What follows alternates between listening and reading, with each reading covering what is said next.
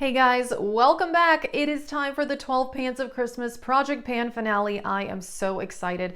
I love this project. It has been around for many years. It was first started by Jacquelyne Lovene, and I have done this project almost since the beginning. I did it even before I had a YouTube channel, and it's just a whole lot of fun.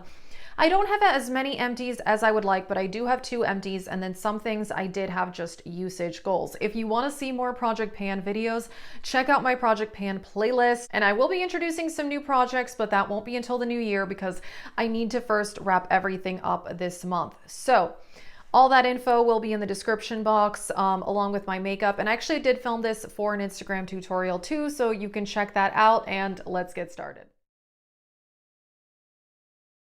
I was really working hard on finishing some things for my Finish 10 in 2021 Project Pan, if you saw that. So that's why I had 5 things in this one that just had usage goals. And I had these 2 eyeshadows from Bobbi Brown. My goal was to use each of these 10 times, and I did use that. And I gotta say, this formula is really, really nice. This is the shade Toast, which is a warm brown. I got these at a CCO for a very discounted price. I would not pay full price for these, but they are really good. And then this is a more cool toned gray shade in Wheat. I really loved these, and a look that I did quite a bit was just the more gray one on the lid and the more warm brown in the crease. And I really love that look, so I thought that was great. I'm happy I got use out of those because honestly, I don't reach for them that much. 3 more products that just had usage goals. This NYX blush in Nude Tude. This is a beautiful cream blush. I really love this. My goal was to use this 10 times, and I did do that. This is beautiful. This is something I may put in a future project to completely finish it, so we'll see how that goes, but this is amazing. And then the Charlotte Tilbury Pillow Talk blush. I love this one. My goal was to use this 10 times as well, which I did do. This is a very mauve-y neutral. I just did a yearly favorites. I did 2 yearly favorites videos, by the way, earlier this week, so you can check those out. And this was in one of those, and so were some of these other products actually. So these are all really good products. I am happy that I got use out of them. And then last up for just a usage goal was the Fenty Cream Bronzer in the shade Macchiato, and my goal was to use this 10 times, and I did, and I love this product. So I did have 2 empties. I'll show you those at the end. These 3 products I really wanted to finish, but sadly I did not, but that is okay. The Chanel perfume in number 5, and I definitely did make progress on this. I've mentioned before that I have a lot of nostalgia for this fragrance because it is the first high-end perfume I ever bought for myself. I really, really enjoy this. I think it's a beautiful scent. Chanel fragrances are also very long-lasting and very strong, so I only need a few sprays of this. So it definitely takes a while to use up a Chanel perfume, which I guess is a good thing because then you get your money's worth. So hey, I'm not complaining, but I am happy that I got some use out of that perfume. I really, really love it, and still a favorite. I first bought that perfume for myself 15 years ago, and I still love it. Not that same bottle. I have finished several other bottles throughout the years, but yes, still a great one. This I was hoping to finish, but I did not, but I made a lot of progress. This is the MAC Fix Plus, and yeah, I'll show you a comparison photo.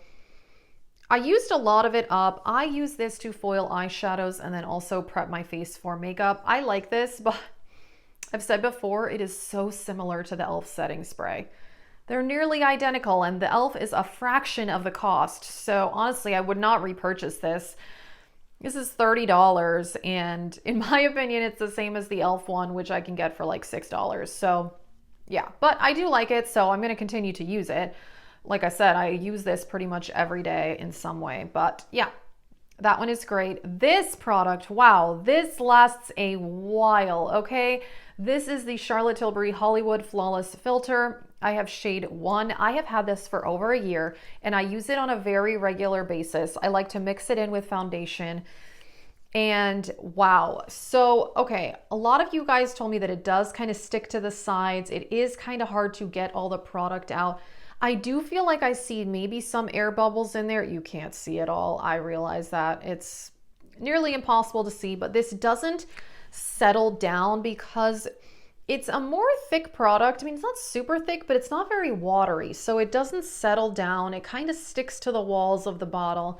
But I have been using this so regularly since I bought it over a year ago, and I think I still have a lot left.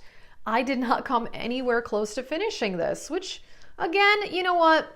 That is okay because this is $44 and I really feel like I'm getting my money's worth out of it because I've used it so much.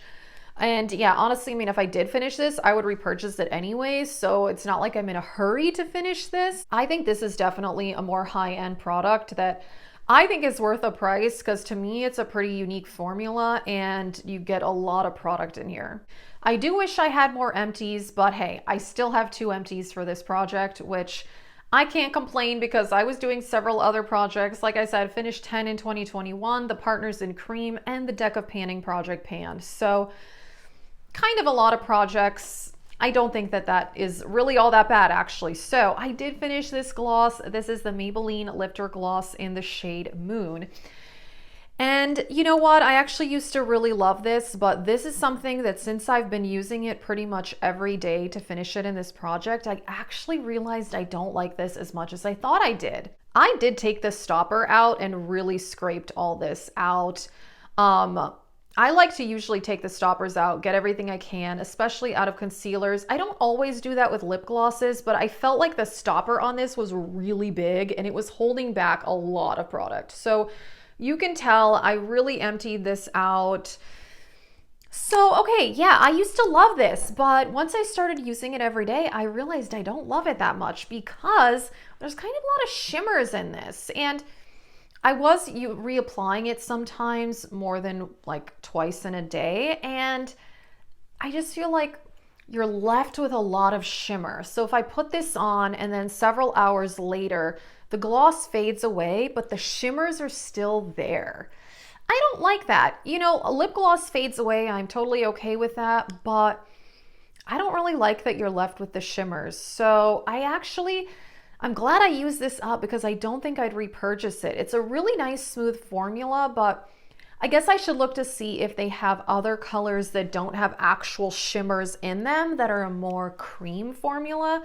I think I would like that more, but yeah, I really didn't like that. There's like little silver sparkles in here. I mean, they don't feel gritty or anything, but I can just see silver glitter particles on my lips. I don't know. I don't find it the most flattering. So kind of funny because when I was using this gloss like here and there, on and off, I didn't notice that. But sometimes when you use something every single day, you really get to know the product very well. And yeah, I've decided I don't really love this gloss and I definitely wouldn't repurchase it. And the other empty is very exciting. I'm so happy that I finished this. The Hollywood, what is this called? Beauty Light Wand in Spotlight from Charlotte Tilbury. And I actually really love this, but I wouldn't repurchase this either. I'm really glad that I used it up. I did enjoy it. It's a really pretty highlighter. I'm not even going to open this because this packaging is a mess. I did squeeze this all out though. This is all air, by the way. There's nothing left in here. I was like really like cranking on this to really get everything out. It's a really nice champagne highlighter, but this is $38 and you get 0.41 fluid ounces. That's pretty pricey, honestly. So I enjoyed it. I thought it was pretty. I used it as liquid highlighter. Sometimes I put it on underneath my foundation for a glow, but I actually prefer the look of this product and you get so much more in here. In here you get a fluid ounce for $44 and here you get 0.41 for $38. I mean, this is a bit more of an intense highlighter. This is more subtle, but I prefer a more subtle look anyway. I don't know. I liked this, but again, I'm glad I used this up because I would not repurchase it. And I just think this for me is an overall better product. This is one of the cool things about project panning is not only, you know, am I getting use out of my collection, using things up, but you really get to know a product when you're using it every single day. Because before I put these 2 products in a project pan, I would have said these were some of my favorites in my collection and really used them. But once I started using them every single day, it's kind of interesting. I just realized I don't like them as much. And then this, I love it. I really, really enjoy it. So That's kind of interesting. I really love project panning, so you know what? I still consider this a success, even though I only have 2 empties. That is it. So let us know how you did on your project pans this year. Stay tuned for the year-long makeup empties video. Check out my project pan playlist if you want to see more. That is it. Thank you so much for watching and have a great day.